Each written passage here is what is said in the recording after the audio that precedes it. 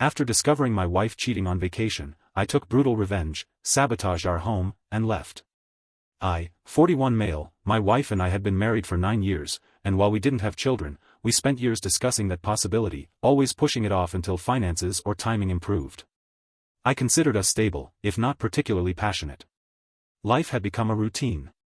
Drive to work, come home, watch something on TV, split chores on the weekend, nothing fancy. We'd saved enough to afford a beach vacation once every couple of years. This year, I'd suggested we go somewhere quieter off-season, hoping maybe we'd reconnect.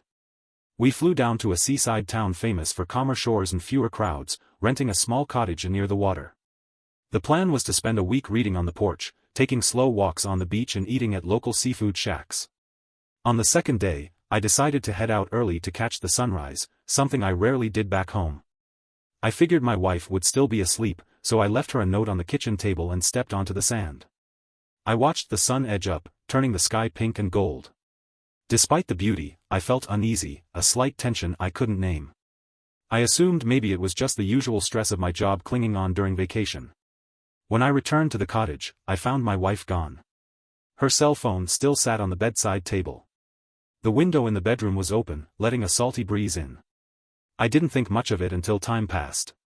An hour, then 2, no sign of her. Eventually, I walked along the shoreline, scanning the few people out there. Finally, I spotted her perched behind a low dune, talking closely with some guy I'd never seen before. At first I assumed maybe it was just a neighbor or a local she'd bumped into, but her body language told me something else. Leaning in, smiling coyly, placing a hand on his arm, I lingered out of sight, my pulse climbing as I watched them laugh at some private joke. Moments later, they moved farther down the beach, disappearing behind a cluster of tall grasses. Suspicion seized me. I followed from a distance, careful not to rustle the brush. When I peeked around a tuft of sea oats, I saw them locked in an embrace that left no doubt about what was happening. I stood there stunned. A wave of disbelief rushed through me. We'd come here to relax and reconnect, but she had found another way to connect. I backed away quietly, returned to the cottage, and paced the small living room. My mind raced with questions. Had this been planned? Who was he? Was I really seeing what I thought I saw? When she finally came back, hair still damp from the ocean air, I was seated on the couch, staring at the wall. She froze, reading something in my face. "What's going on?" she asked, voice careful. I forced calm. "Where were you?" She hesitated, then shrugged. "Just took a walk, talked to some people." "You left early, so I got bored." Her casual dismissal lit a spark of anger inside me. "Really? Because I saw you with that man behind the dunes." The color drained from her face. "What are you talking about?" I stood up. "I saw you together. I saw enough." She crossed her arms, tried to maintain composure. "You're paranoid? I don't know what you think you saw." "Don't lie," I said, voice rising. "I know exactly what happened. We came here to fix us, and you're off with some stranger?" She scoffed, flipping from defensive to entitled in a blink. "Fix us? Please. You've done nothing but bore me for years. I'm just taking a break from the dull routine you call marriage." Her arrogance stunned me. "So you think it's acceptable to cheat on a vacation I paid for?" She gave a thin smile. "If you were more interesting, I wouldn't need to. You're the one stuck in the past, expecting loyalty when you offer nothing in return." My jaw clenched. For years, I provided stability, comfort, and a sense of self-confidence. Paid most of the bills. I worked hard at a job I didn't love so we could afford small luxuries like this trip, and her response was to mock me, to act as if she deserved better while betraying me. I turned away, deciding not to argue further. Any rational conversation was pointless. The rest of that day, we barely spoke. I left the cottage and wandered through town, thinking about what this meant. I'd made a decision I would not confront her again right now. Instead, I'd keep my cool until we returned home. Once we were back on familiar ground, would make sure she faced the consequences. She had revealed herself as entitled, dismissive of my feelings, treating our marriage like a convenience store where she could stroll in and take what she wanted.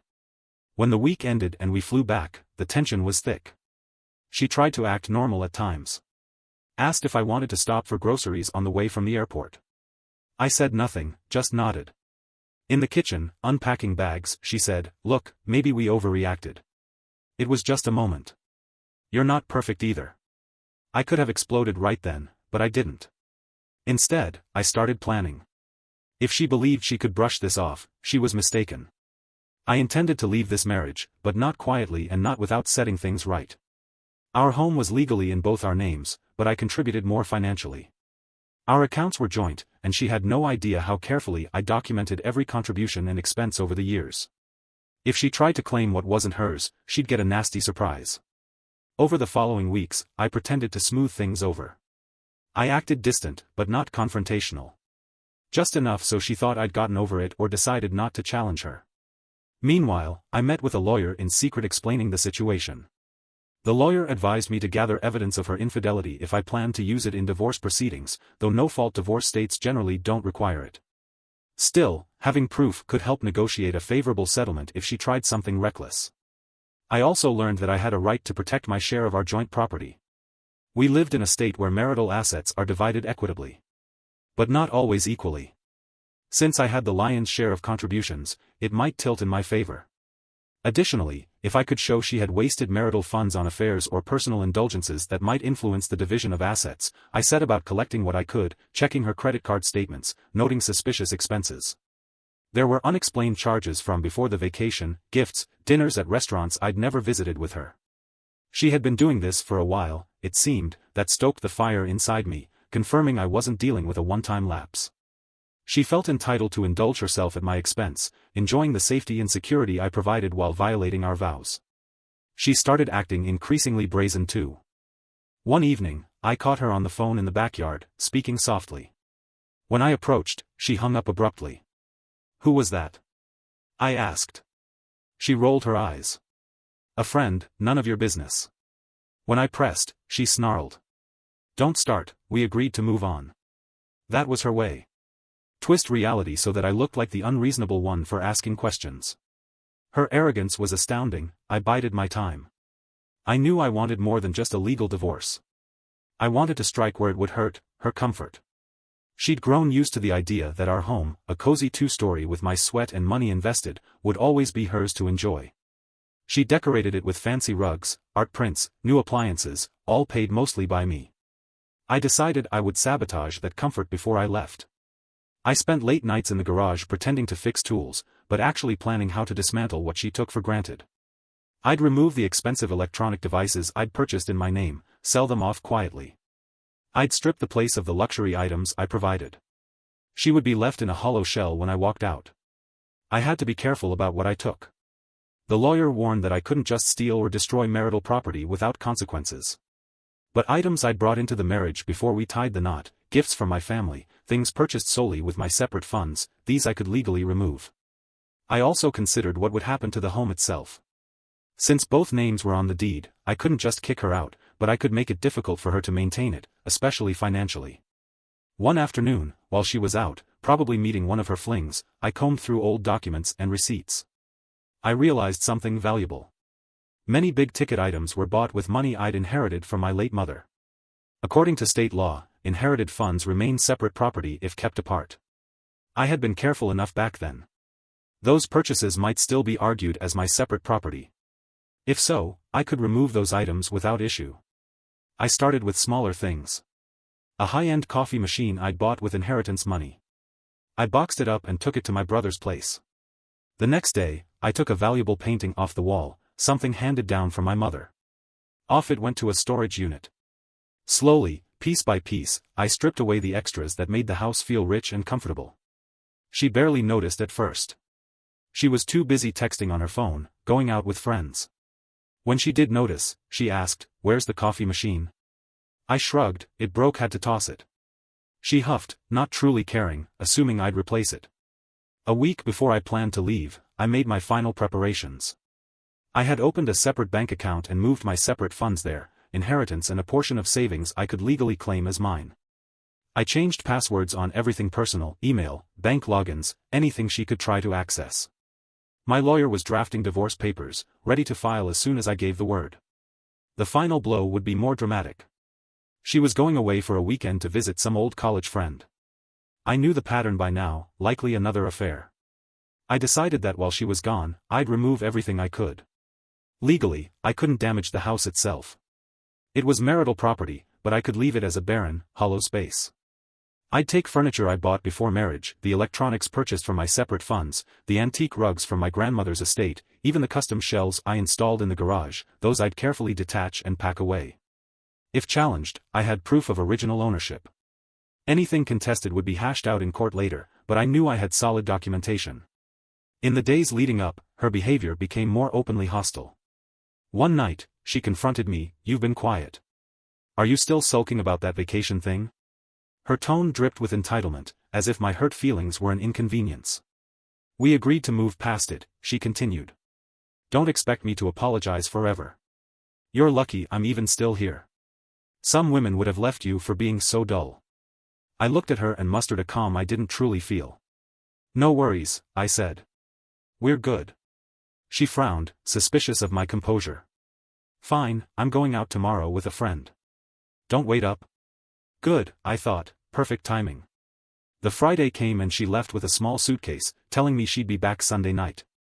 As soon as her car pulled out of the driveway, I got to work.